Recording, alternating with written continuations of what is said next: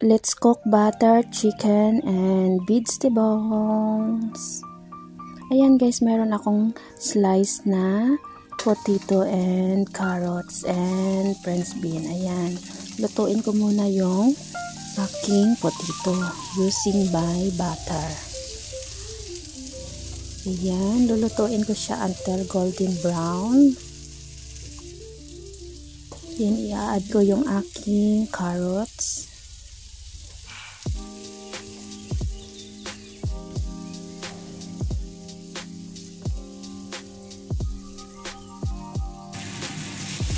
Ayan.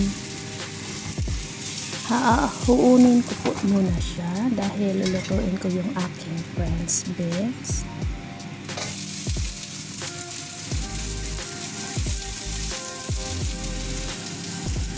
Yan, mag-a-add po ako ng 1 slice of butter.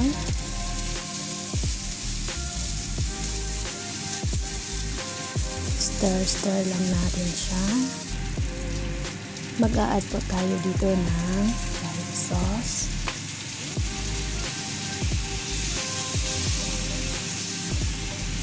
Para mayroong taste yung ating French beans.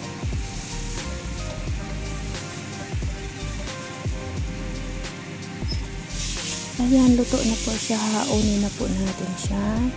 And then, ilalagay natin yung ating garlic and sliced onion. Mag-add naman tayo ulit ng 1 cubes of butter. Then, stir-fry natin yung ating onion and garlic to fragrance.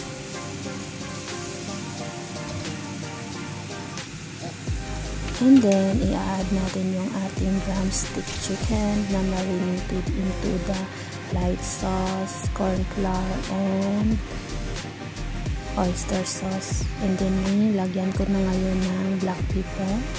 Add tayo ulit ng a bit of light sauce. I-stir natin siya.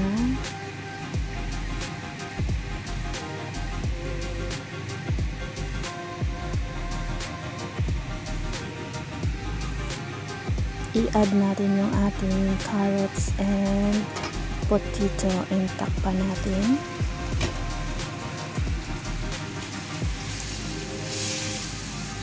I-mix natin siya after a while.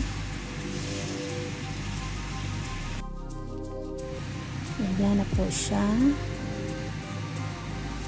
And then sticky na po siya. I-add natin po yung ating half-cooked French bean. Ayan, this is our chicken, butter chicken drumstick with the vegetables.